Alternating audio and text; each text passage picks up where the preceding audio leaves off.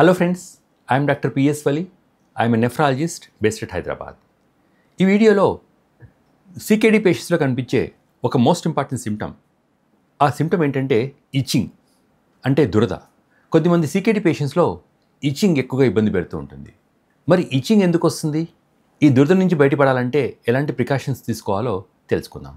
CKD పేషెంట్స్లో కొద్ది మందిలో వారి శరీర ధర్మాన్ని అనుసరించి ఎప్పుడైతే రక్తంలో విషాలు పెరిగిపోతాయో ఆ విషయాల వల్ల కొద్ది మందిలో విపరీతమైన ఇచ్చింగ్ వచ్చే అవకాశం ఉంటుంది.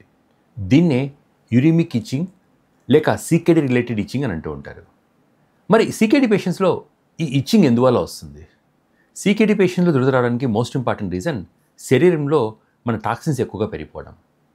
ఎవరికైతే టాక్సిన్స్ ఎక్కువగా పెరిగిపోతాయో అలాంటి వారిలో కొద్ది మందిలో ఈ టాక్సిన్స్ అన్నీ వచ్చి మన చర్మం యొక్క లేయర్స్ అంటే స్కిన్ యొక్క లేయర్స్లో పెరిగిపోతాయి.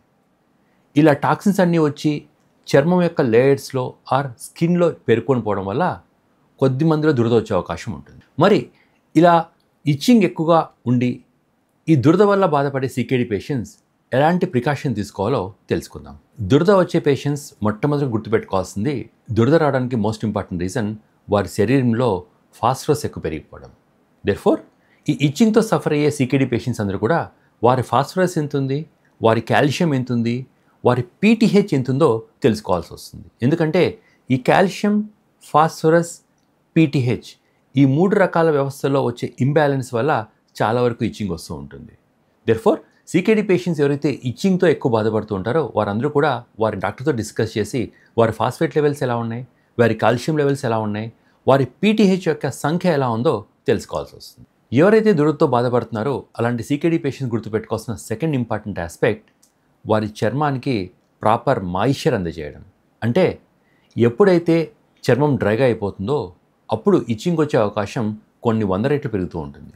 దెర్ఫోర్ ఇచ్చింగ్తో బాధపడే CKD పేషెంట్స్ అందరూ కూడా ఒక ప్రాపర్ మాయిశ్చరైజర్ వాడి రోజుకి 3 సార్లు నకసిక పర్యంతం అంటే పైనుంచి కింద వరకు మాయిశ్చరైజర్ ఏజింగ్ పూసుకోవడం వల్ల ఇచ్చింగ్ నుంచి బయటపడే అవకాశం ఉంటుంది. CKD పేషెంట్స్ గుర్తుపెట్టుకోవాల్సిన మూడో ఇంపార్టెంట్ అంశం ఎవరైతే ఇచ్చింగ్తో బాధపడుతుంటారో వారు కేవలం గోరువెచ్చని నీళ్ళతో మాత్రమే స్నానం చేయాల్సి వస్తుంది. వారు షవర్ తీసుకునేటప్పుడు కానీ స్నానం చేసేటప్పుడు కానీ ఆ వాటర్ కంటెంట్ యొక్క వేడి పెరిగే కొద్దీ ఇచ్చింగ్ కూడా పెరుగుతూ ఉంటుంది.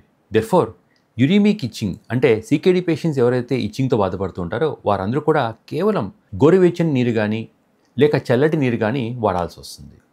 ఎక్కువ వేడి నీరు వాడడం వల్ల ఇచ్చింగ్ ఇంకా వర్సన్ అవుతూ ఉంటుంది. ఇచ్చింగ్ అంటే దురదతో బాధపడే CKD పేషెంట్స్ అందరూ కూడా గుర్తుపెట్టుకోవాల్సిన ఇంకొక ఇంపార్టెంట్ అంశం వారు కాటన్ క్లాత్ వేసుకోవాలి. అంటే ఈ కాటన్ క్లాత్ వాడడం వల్ల చర్మానికి ఒక సున్నితమైన తత్వం వచ్చి ఇచ్చింగ్ కొద్దిగా తగ్గే అవకాశం ఉంటుంది. ఇచ్చింగ్తో బాధపడే CKD పేషెంట్స్ గుర్తుపెట్టుకోవాల్సిన ఇంకొక ఇంపార్టెంట్ అంశం వారి శరీరంలో ఫాస్ఫరస్ కంటెంట్ తక్కువగా ఉన్న ఫుడ్స్ తీసుకోవడం. ఫాస్ఫరస్ అనగా అది ప్రోటీన్ ఫుడ్స్లో కావచ్చు లేక డైరీ ప్రొడక్ట్స్లో కావచ్చు ఎక్కువగా ఉంటుంది. దెర్ఫోర్ ఇచ్చింగ్తో ఎక్కువ సఫర్ అయ్యే పేషెంట్స్ వారి ఆహారంలో ఫాస్ఫరస్ స్థాయిలు అంటే డైరీ ప్రోడక్ట్స్ తగ్గించుకోవాల్సిన అవసరం ఎంతో ఉంటుంది.